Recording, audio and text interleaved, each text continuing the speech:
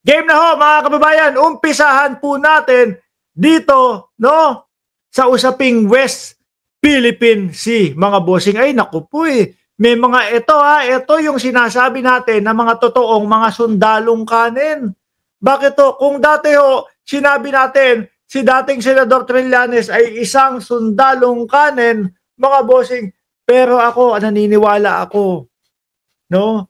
Ito yung mga talagang totoong sundalong kanin. Oh, kasi po may mga lumalabas, meron pong mga dating militar na mga officer nagsasalita, no, parang ang gustong sabihin hindi sa atin ang West Philippine Sea.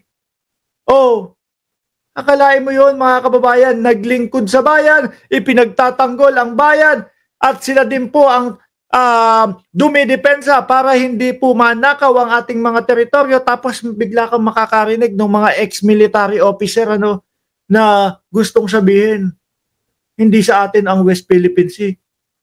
Kinang nanay nitong mga to. Ayun, napagsabihan po mga kababayan. Ano sabi dito sa balita na ito? Hindi ganyan ang sundalong Pilipino. Correct, no? Alam niyo mga bossing chief amo, sir, no? Simulan natin doon sa Katipunan. Simulan natin doon sa isang bayani natin na si Andres Bonifacio, mga kababayan. Walang urong-urong 'yon. Ano po? Sulong ng sulong ho 'yon. Pag kinanti mo ang teritoryo ng Pilipinas, ay pihado. Meron kang kalalagyan. Meron kang kalalagyan, mga kababayan. Pag sinabi mo na yung teritoryo ng Pilipinas ay hindi atin, naku po, baka itaking ka nun. Di ba, mga kababayan? Kaya lang etong mga ngayon na mga kapwa natin Pilipino, sila pa po ang mismong nagpapamigay ng mga teritoryo natin. Biruin mo mga boss chief amo, sir. Ano po sabi ng UNCLOS? Sa atin yan. Ano po sabi ng UNCLOS? Tayo ang may karapatan dyan. Tapos meron pa din pong mga tao na ipinipilit po na tayo ay walang karapatan sa West Philippine Sea. Kulang na lang magsuot kayo ng bayong. Butasan nyo dito ng dalawa, Piruin mo, kung ano po yung ginawa nung ating mga ninuno, nung ating mga bayani para hindi po masakop ang ating bayan, ay kabaliktaran naman po ang ginagawa nitong mga kababayan natin. Lalong-lalo na diyan sa DDS. Di ba? Sila pa nga minsan sinasabi nila nako, tigilan nyo na yung panaginip nyo sa West Philippine Sea. Hindi sa atin yan. DDS ha? Oo. Manang-mana ho doon sa kanilang tatay. Dahil yung kanilang tatay, mga kababayan, nung eleksyon ang sinigaw, magja-jetski ako. No, sasakay ako ng jetski at pagkatapos ay itatara ko ang bandila ng Pilipinas doon sa West Philippine Sea. Nagawa ho ba? Hindi, wala. Pang-propaganda lang. Pang-eleksyon lang ho, ika nga niya. Di po ba, nasa na yung jetski? Baka binebenta na ho, mga bossing. Kasi yung may-ari nandoon ng ibang bansa, pansamantala? Hindi, baka forever. It's either pansamantala, yung pansamantala, mga bossing, pwede na nating tawagin pansamantagal. No? Dahil 10 taon o 8 taon hanggang 10 taon ang ilalagak. Kung mapatunayan na walang kasalanan. Pero, kapag ka may kasalanan, forever doon sa oblo. Di ba? Basahin natin yung balita dito ayan, the Armed Forces of the Philippines, AFP, called out retired military official who were allegedly echoing defeatist narrative related to the territorial dispute between the Philippines and China in West Philippine Sea. Rear Admiral Roy Vincent Trinidad, AFP spokesperson for WPS West Philippine Sea, firmly dismissed allegations circulating online that the Philippines is serving as a pawn, in the geopolitical power struggle between United States and China. Hindi, malabo ho mga kababayan. Paano? Nakita nyo naman ho kung paano tayo inaatake ng China. Nakita nyo naman ho kung paano tinitiririt ho. Kung paano binobomba ng water cannon ng China ang ating mga barko. Tapos sasabihin mo, wala, ginagawang pon lang yan. Ipinapangsangga lang ang Pilipinas ng Estados Unidos. Hindi ho. China ang nangunguna lagi.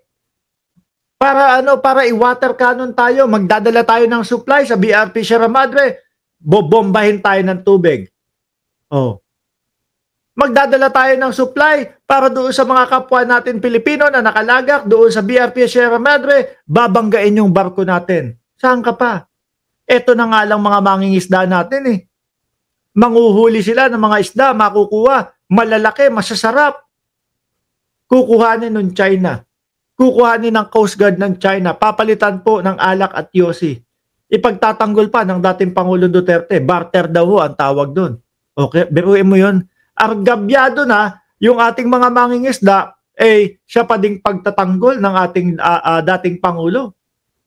Doon sa mga Coast Guard na nanlamang po sa ating mga kababayan. Huwag kayong magpapapaniwala dito sa mga naratibo ng mga ito, mga kababayan. Karamihan dyan, mga DDS.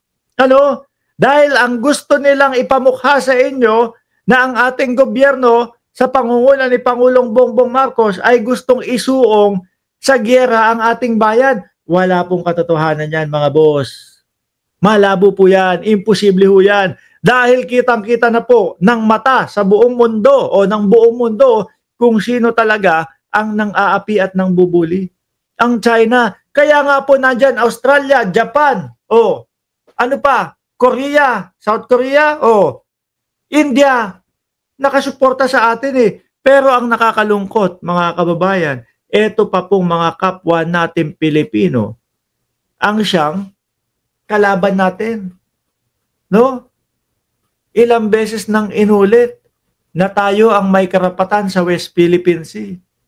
Ilang beses nang ipinakita na tayo ang may karapatan sa West Philippine Sea. Naglalakihang bansa ang sumusuporta sa atin. No, dahil nga nakikita nila, binubuli tayo ng China. Lalong-lalo na pagdating dyan sa West Philippine Sea. Tapos sasabihin nyo, ginagawang pananggalang lang ang Pilipinas ng Estados Unidos laban sa China. Wala akong katotohanan, mga bossing.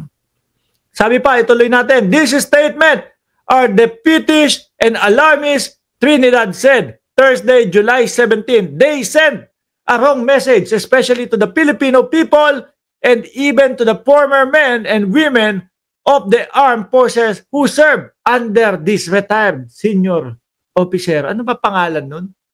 Nakita ko ho yun nagsasalita, mga kababayan Nakalimutan ko na lang ang pangalan Sabi pa ni Trinidad, Trinidad said such a statement undermines the Philippine sovereignty, question its ability to assert its right, and suggest surrender or inaction in the face of foreign pressure, particularly China. Naku po, yung mga DDS lang ang ganyan, yung mga duwag, Tingnan nyo ho, mga kababayan, kapag kahuyan, mga nakakakita nung mga kagaya ko ng mga vlogger na nakastand ho, nakatayo po, nakatindig para sa West Philippines, sasabihin niya mga yan, ay nako, kayo ibabala namin sa kanyon, kayo mauna. Ipinangangalandakan po nila yung mga kaduwagan nila. Kanino pa ho ba magmamana yung mga yan? Syempre, doon sa tatay nila. Duwag, natakot sa China. Kaya po, naging sunod-sunuran lang po sa China. Di ba? Kanino pa ba susunod yung mga yan? Syempre, doon sa duwag na leader nila. Sasabi-sabi, si Bongbong Marcos, weak leader yan. Eto, tignan mo, pinapakita ang paninindigan ng ating Pangulo. Lalong-lalo na po pagdating sa teritoryo ng ating bansa. Di ba? Walang arte-arte ha. Yung tipo bang sabi ni Roque, eto kasing gobyerno ni Marcos pinapangalandakan na kinukumpunin nila yung BRP Sierra Madre. Ganon kasi dapat. May paninindigan, Yung barko natin, sa atin yan. Saan nakalagak yung barko na yan? Sa teritoryo natin yan. Ano ang dahilan kung bakit tatago-tago kayo dati nung panahon ng dating Pangulong Duterte? Takot kayo sa China. Kaya ganon. Diba? Hindi nyo kayang tumindig para sa mga kapwa natin Pilipino at para sa teritoryo ng Pilipinas. Yun lang ang ibig sabihin noon. Diba? Kaya kung sino man itong hinayupak na pinagsasabihan dito, naku po, naturingan ka pa namang militar. Urong pala ang yagballs mo. Di ba? Gusto mo puro pagsuko. There are still a few mouthpiece in the Philippines, Filipino mouthpiece, that have been speaking out the discourse or a narrative of the Chinese Communist Party. This is very unbecoming of a Filipino. Si Lopez. Okay na niyan. Hello?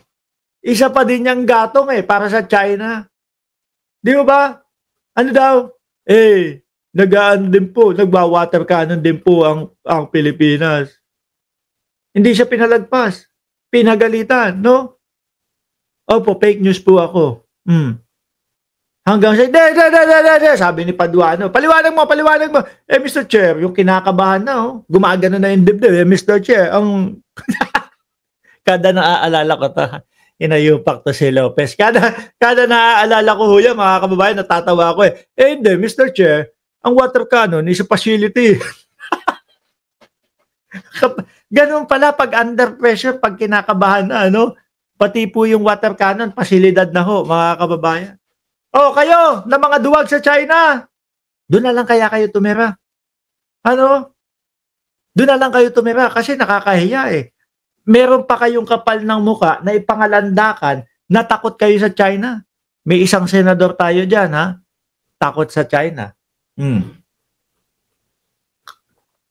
May isang senador tayo dyan, ang idol si Andres Bonifacio. No? Si Andres Bonifacio, laban kung laban yun. Itak versus replay. Itak ang hawak niya, replay yung kalaban. Pero laban yun.